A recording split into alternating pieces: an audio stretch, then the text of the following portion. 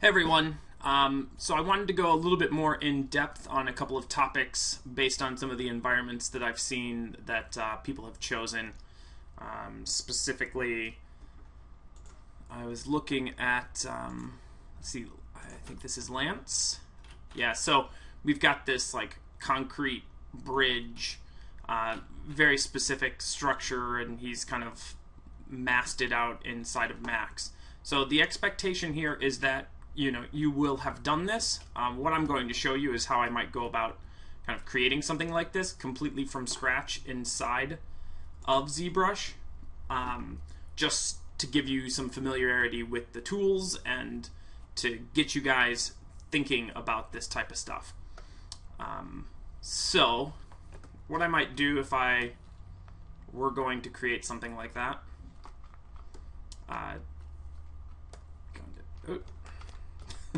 this I would immediately screw up. Document. No. Alright. I would draw out a box. And I would set about with my transpose tool. Oh, I need to make him a polymesh.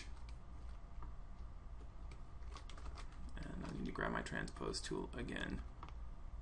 Alright. I would grab my transpose tool, make this guy a little narrower. Here I'm just looking to make the kind of structural pieces. I would come into my subtools. I would duplicate this, grab transpose master again, and move this over. I would duplicate it again. Grab this one, move it over to here. Get the idea.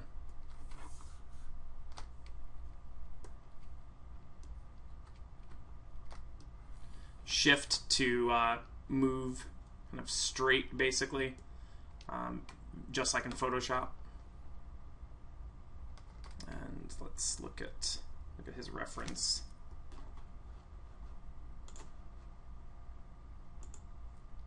No, I'm not going to give this to Lance. He has to do it himself.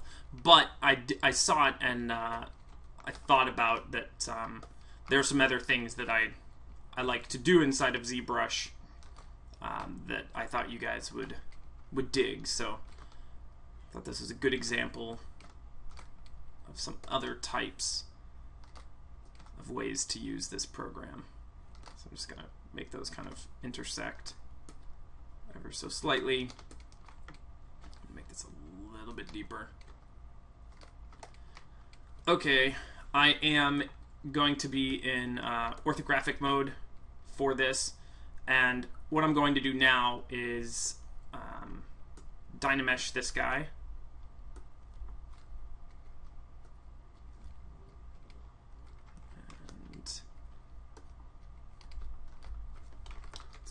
That's not going to be enough resolution, so I'm going to crank this guy up a little bit. What I'm going to use is an insert brush for this to get that initial shape. Oh, it is projecting. So I need to get that arc. I need, well, not 1.25 million, but I do need some resolution there in order to get that. I'm just undoing to go back. Let's try 248.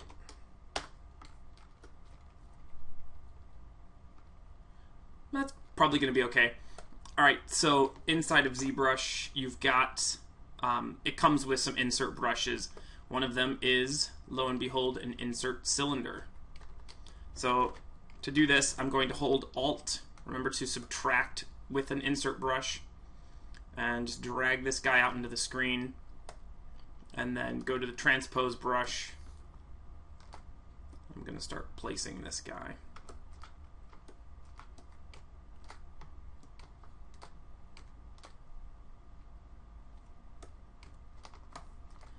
In this case, going into perspective mode, you can kind of see it a little bit better, where exactly you are.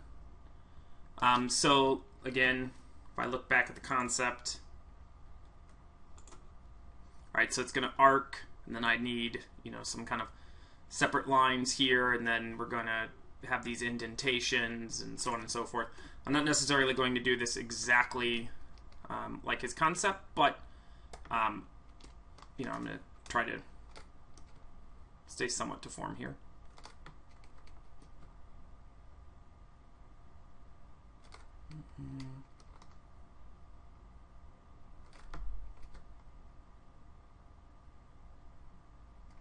Okay.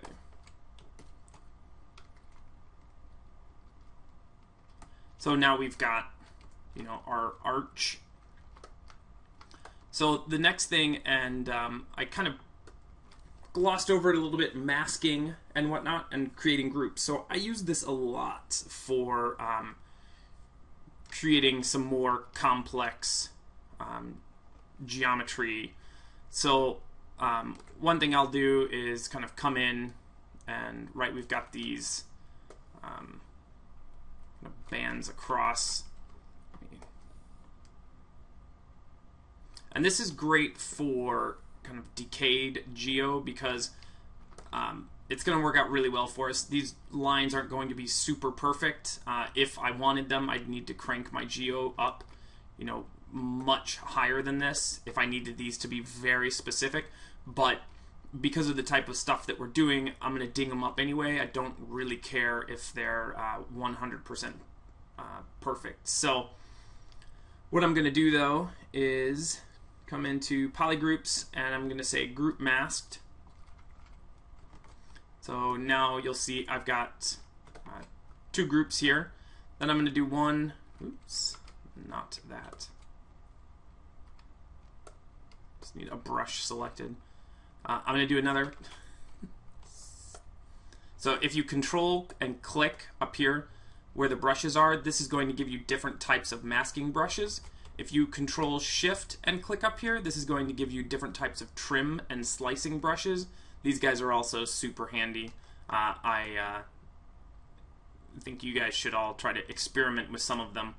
But I'm going to control click up here, and I want my rectangle back. Now I'm going to come across, and then I'm just going to subtract a couple of times. Not being super specific here. Okay, so now again, I'm going to go to my polygroups, not polypaint, but polygroups, and I'm going to say group masked. So now I've got yet another group here. Now what I can do is, if I hold Control and Shift, and I click on one of them, I have hidden everything but the other geo. And now there's these awesome little guys in here, these deformation tools, and I can inflate this, which is basically like an extrude. Let's say to 38 or something. And it doesn't look like much has happened, but if I unhide everything else, you'll see I've got that nice kind of detail. Generally, before I do this, though, I will do under geometry, and this depends how specific I want to be with the geo. I will do these edge loops, and I'll do group loops. This guy I'll set normally at like 2. This is basically going to like chamfer around where your groups are. You'll see I'm going to get up in here so you can kind of see what this guy's going to do. But this is really handy for harder surface stuff. And I'm going to bring the polish down because I want it to be a little bit more true to form. So I'm going to group loop this, and you'll see it has gone in and given me a nice kind of chamfer on this. And that might not be the look that you're going for. If you want it much harder, group loops, you can mess with this polish number. Forget if I want to go super, yeah. If you go really low, it's going to stay closer to form, but because, you know, my geometry is low res, it's also going to give me these irregularities. If you set your polish up higher, it will kind of interpolate in between some of those messed up areas where your geo isn't so great, and it tries its best to kind of solve for you, you know, your best intention, or what you might have been intending as far as having a straight line. So now I can go back, Shift and Control together, click to hide everything. And the one thing that's going on here, just so you know, when I'm marquee selecting, I'm getting both sides of this geo. That's one of the reasons why I'm not in perspective mode. Alright, so now I can come back to my deformation, and I can inflate this guy yet again. Control click, or Control Shift and click to unhide everything. And then I can come back into here, Control Shift and click on the group that I want to keep visible, and I can inflate in the negative direction this geo, Control and Shift and click to go back, and now, you know, I've inset that and extruded this. Okay, so then at this point, you know, we've got kind of the basics of, let's see, back to this concept, the basics of this form, and you can see kind of how you might get to bringing in your very basic geo, not spending too much time inside of Max, and start Dynameshing it, grouping it in intelligent ways. You can also use this this curve.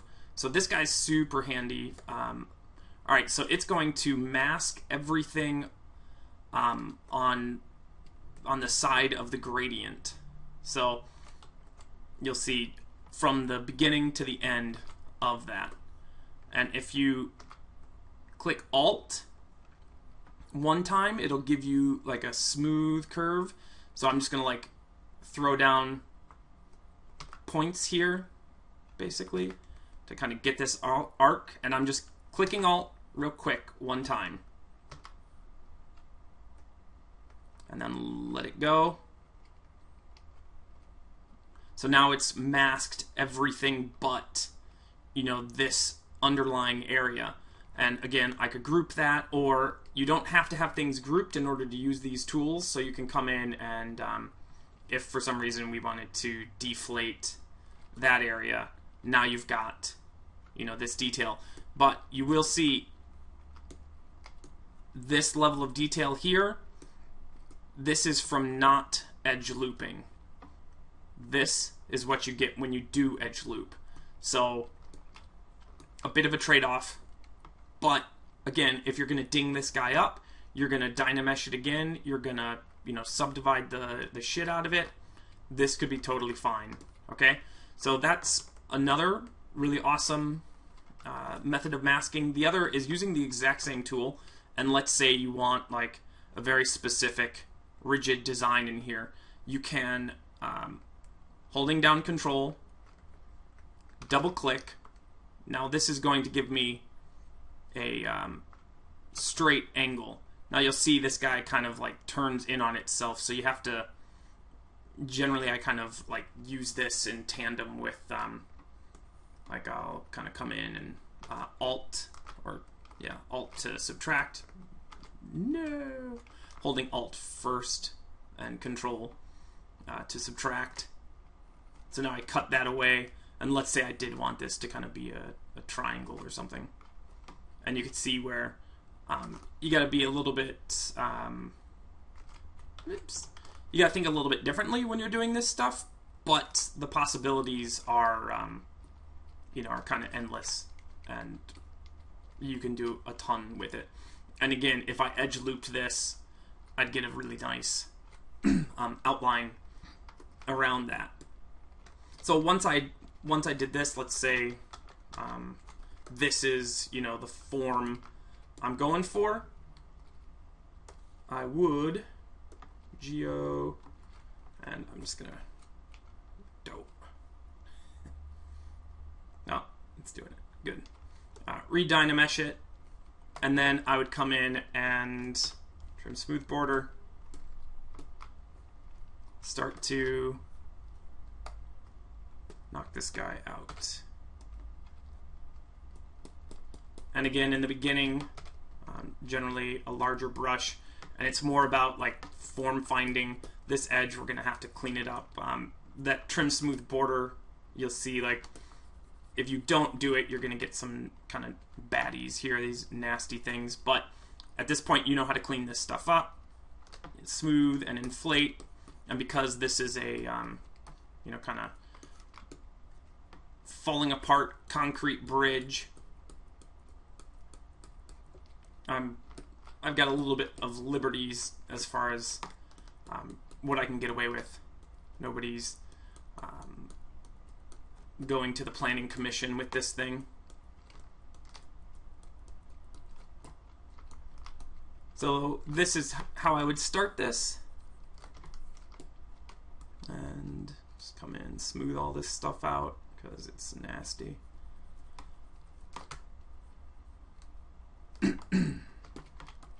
Sorry for the coughing or throat clearing.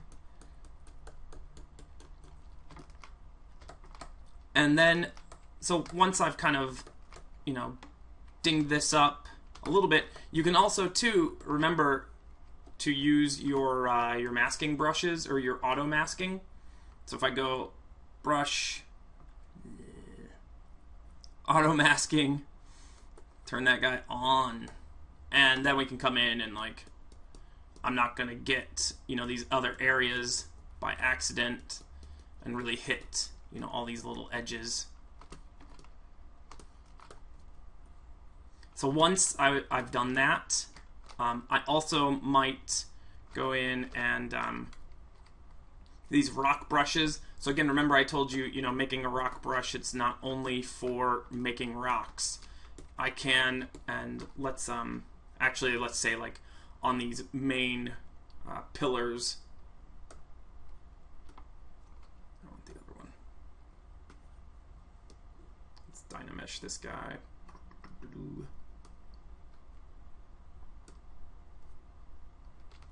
Not enough. So not enough referring to my active points. Better. Okay, so Alt to subtract and bring this guy in. And then grab my transpose brush.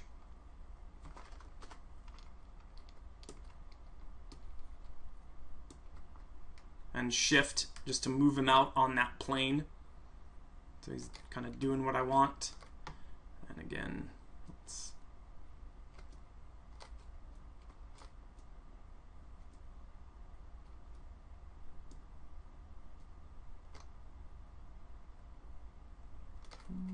maybe something like that. And Dynamesh. So now we've got, you know, this, like, nice negative chopped out of our cool piece of concrete, right?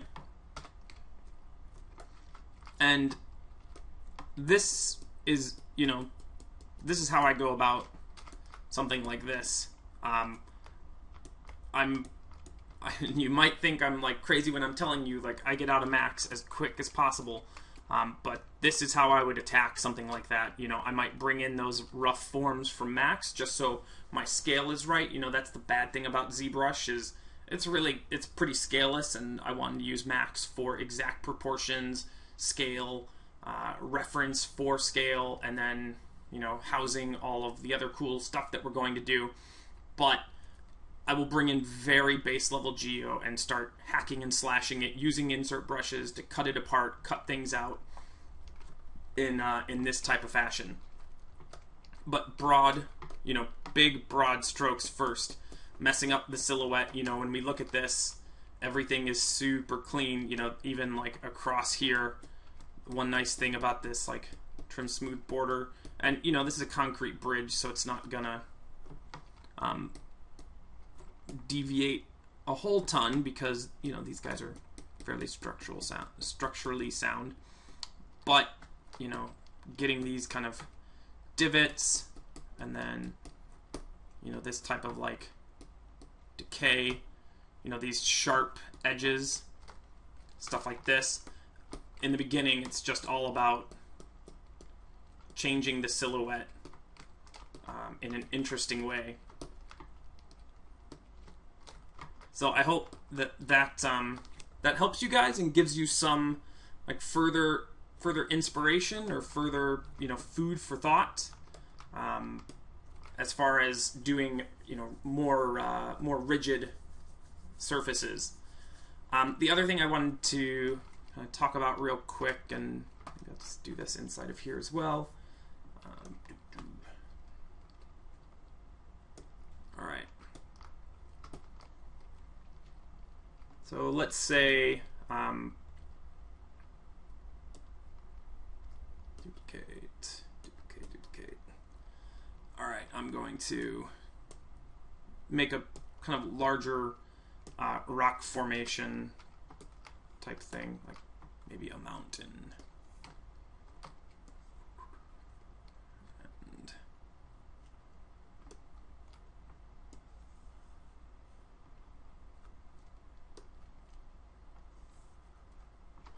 And not doing what I want. And again, pretty rough.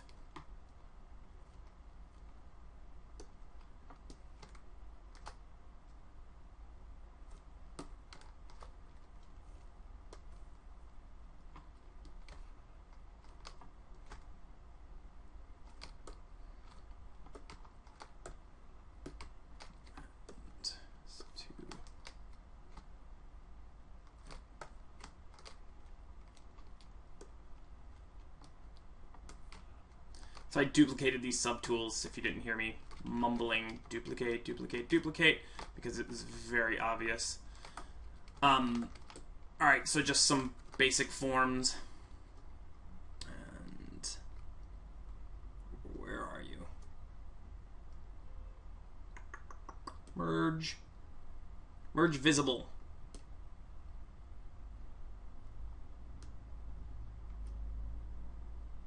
Yes. Merge the visible subtools.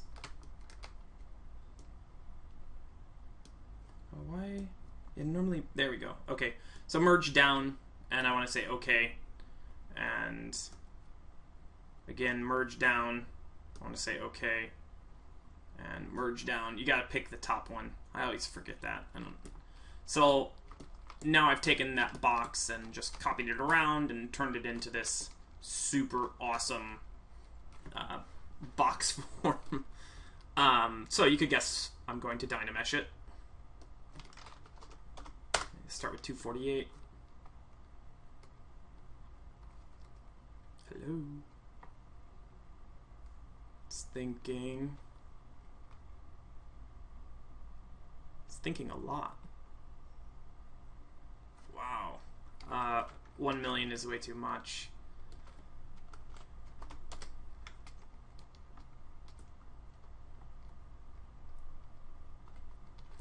More like it. All right. So let's say that this is, you know, a bigger mountain,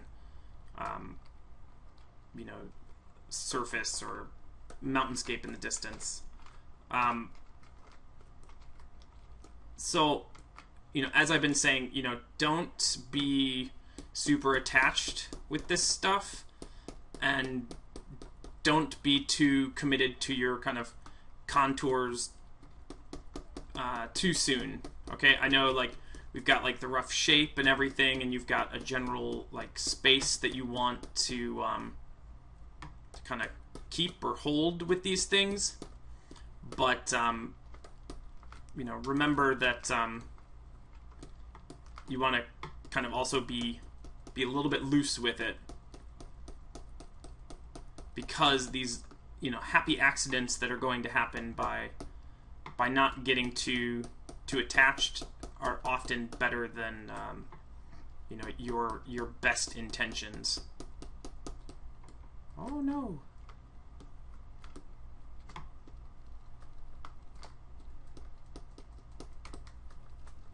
Just getting rid of that nasty mess I made right there. And I'm just, you know, starting by dinging this guy up a little bit because I don't like perfect boxes. I got a thing against them. Although I do need to fix this edge. He's being difficult.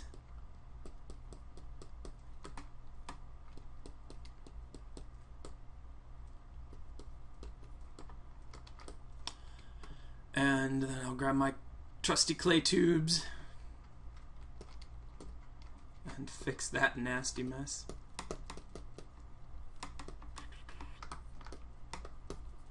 And, you know, if this is larger scale, I'm going to start with, you know, much bigger brushes, broader strokes, right out the gate. Maybe this guy's going to be like a cool kind of cantilever over here.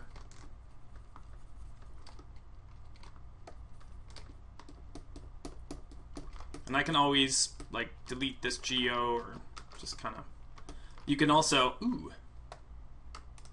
Let's use a trim brush. Let's just slice a rectangle with this guy. Oh, come on. Clip rectangle, sorry. I need to alt. Oh, you're being such a turd. I hate when it does this. Oh, asshole. Alright. Maybe. Boom, boom, boom.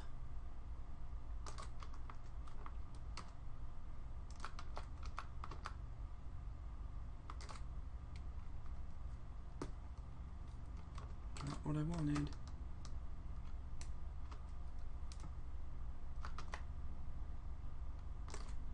There we go. Take that. Clip that little curve guy. So I'm just shift and click. And this works just like the mask curve. So if I, you know, hit often or, you know, click once, it'll, you know, give me straight edges. If I click, what is it? I always have to think about it. So click, quick. Oh, this one actually doesn't do... Oh, no, it's double click. Sorry. Yeah, I knew that. And, you know, this guy's pretty good for stuff like this, too. Just coming in and... so you'll see if you don't start from the right angle, it's always going in the direction of that gradient. So to have it work in this outward direction, I need to come from the top in this particular instance.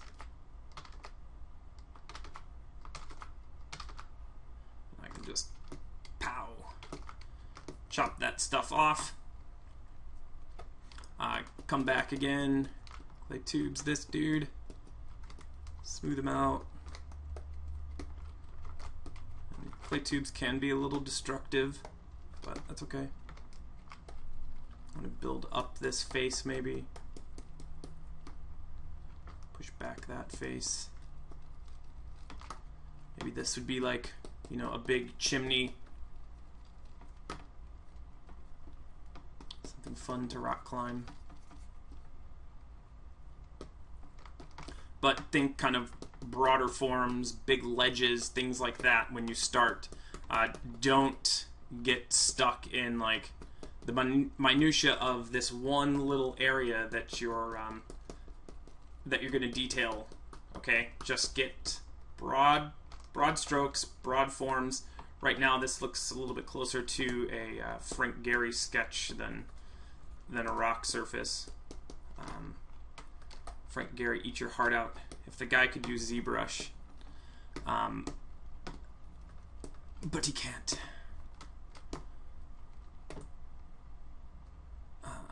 Trim smooth border.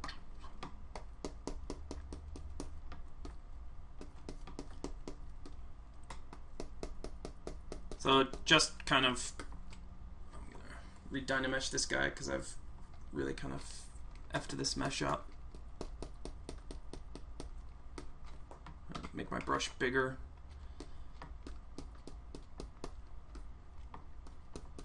And right now there's nothing kind of implying or setting any sort of scale. I'm just, knowing that I want to make some kind of broad gestures in a couple of areas. And, we need to set some big forms first in order to, then kind of place smaller forms in for context and, and scale and whatnot. Could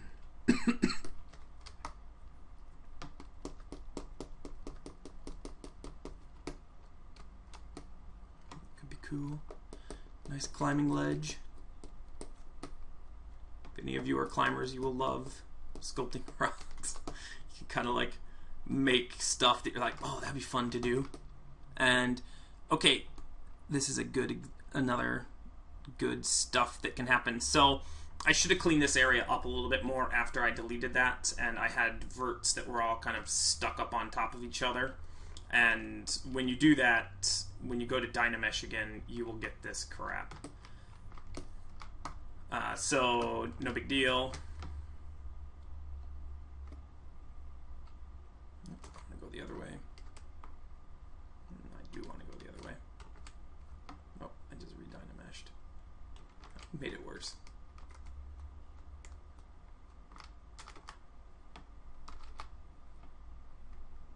And you'll get the hang of this. Don't be put off by it. It's really powerful, this slicing tool. Okay, so what do I mean by I should have cleaned that area up? This is what I mean. Okay, so now I've got this this crap, and this is where, like we talked about, go in, smooth this stuff out, grab an inflate. If you can find it.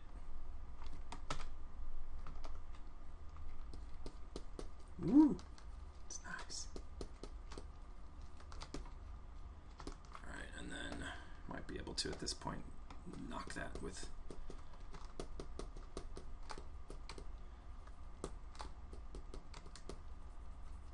You just kind of have to give it a little bit of love.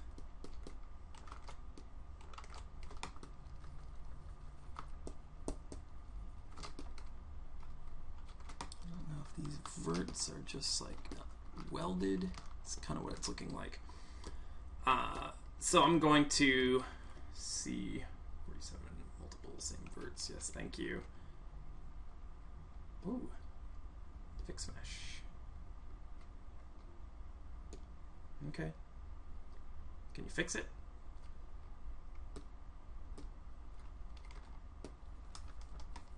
It doesn't look like it.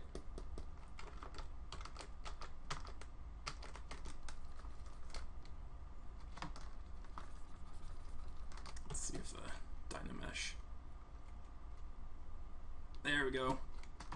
Just gotta get it kind of far enough for Zbrush to do what it knows to do. Again, over here. But be cognizant of what you're doing, and Dynamesh it again, so you don't be like Chad. And normally when I'm working, I'm a little more diligent, as opposed to right now. So don't think that I'm this sloppy. Although honestly, I'm pretty sloppy when I'm in ZBrush.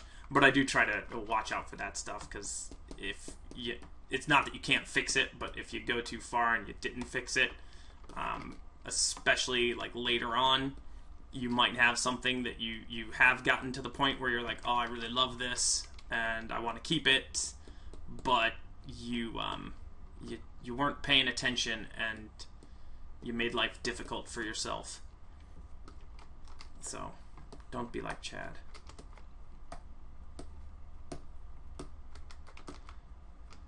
So this is kind of banging that out real quick. Now, if you thought I wasn't going to use my insert brushes, you are wrong. The good thing about these is, you can bang out these kind of large surface changes, big areas, and then the stuff where it's like, sculpting all of this detail, you know, that can be a daunting task. So let's embed this a little bit more. But with these insert brushes, especially if you kind of set them up like the rock that you want to sculpt, and probably at this point, if I went to to do these insert brushes, I would give myself some more geo. I don't have enough. You can see that you know, they're kind of breaking up, but it might be, you know, honestly okay, because it's just to start to give smaller surface stuff going. And I don't really like how jaggy that is, but this is why you use like lower resolution. It's going to be real easy for me to just like bang these guys back a little bit. But a real quick, you know, imply a lot more detail now on this surface than I had there before. And, you know, like I've talked about, getting those those variations will help the Trim Smooth Border brush to just kind of really make this a lot more interesting.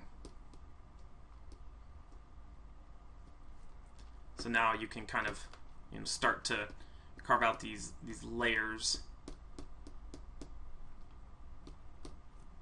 on these surfaces, and you know, that might be good. Let's grab. What's the one I really like? Nope. Brush. Again, adjust my depth and embed him a little bit more.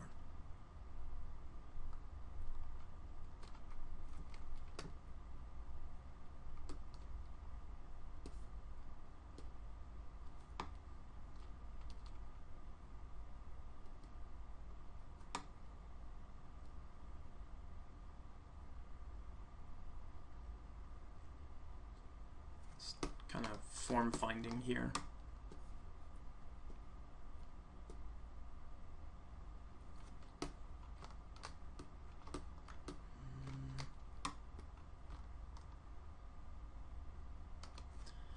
I think I'm gonna let this guy stick out a little bit more, and then I'm gonna knock him back.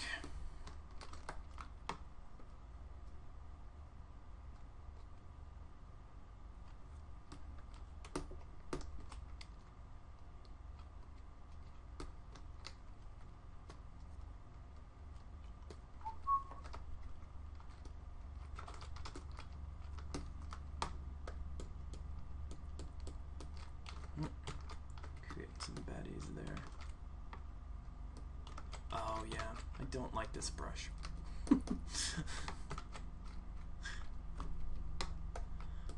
The reason I don't like this brush is he's got all those like jaggy dudes that stick out. Now if you smooth them out a little bit, this type of stuff, I totally dig that.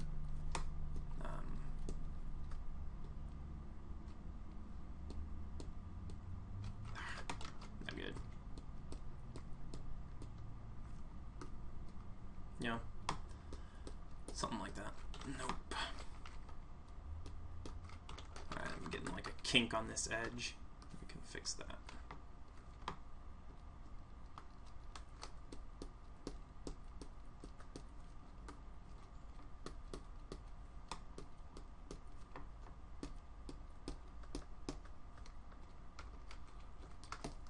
So, you know, don't get too committed.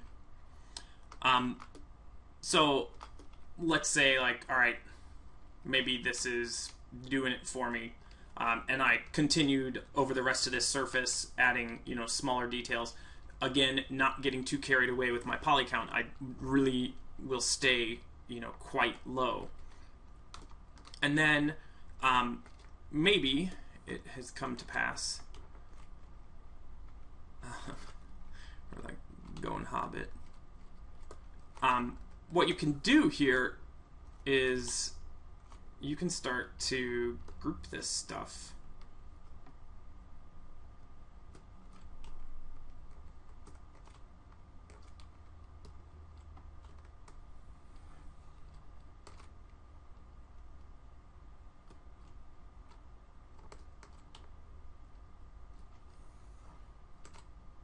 right? Because rocks kind of have this this kind of patterning to it and whatnot. And again, just like I did this, you're going to be a little careful with, but right, you'll see like, you know, that can do some junky stuff.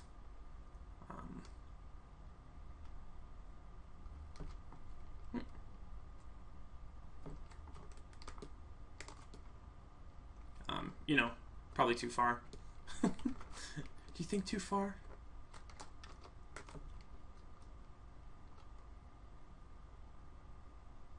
This inflate balloon guy can do some good stuff.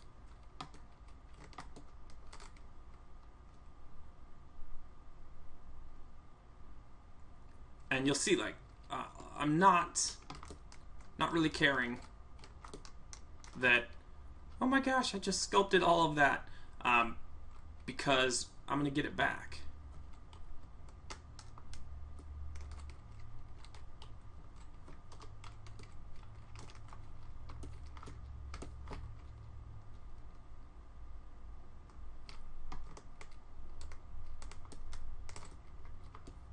Right, and now I'm getting this kind of more like Arizona, Mesa type rock thing kicking. I've created a bit of a mess for myself, but it's okay. I can clean it up.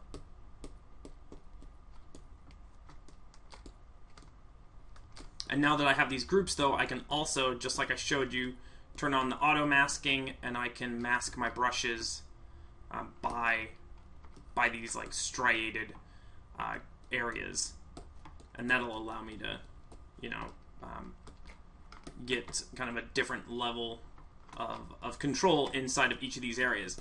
But having all these surface changes, this shit is great for trim smooth border.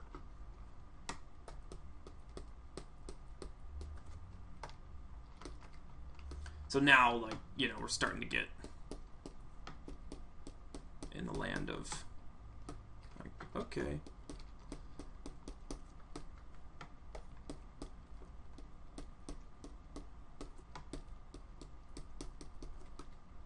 Right.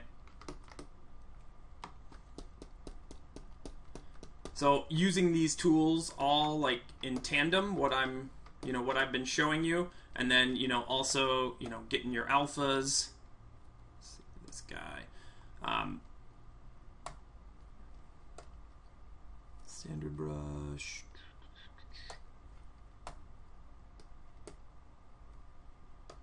Taking your alphas that you created, these are great for like these big rock surfaces. Create some nice alphas, and you can really, you know, like just kind of rotate these guys into place, bang out these large areas. Okay, so I'm looking at you, big rock formation guys. There's a number of you. What I've seen thus far is a little bit too much time being kind of too careful in small areas. Bust up those big forms, make large gestures so you have good scale change in a lot of areas. Big formations with little, you know, gestures and cliffs and inlets on them. Don't be afraid to mask out your big rock formations, make irregular masks, things that you can use to kind of control the detail. So that's kind of, those are some of the techniques I wanted to show. I'm not going to spend time going through and like totally detailing this out, but hopefully you get the ideas. If you have any questions, let me know, and yeah, I'm always happy to help. All right, good luck, guys.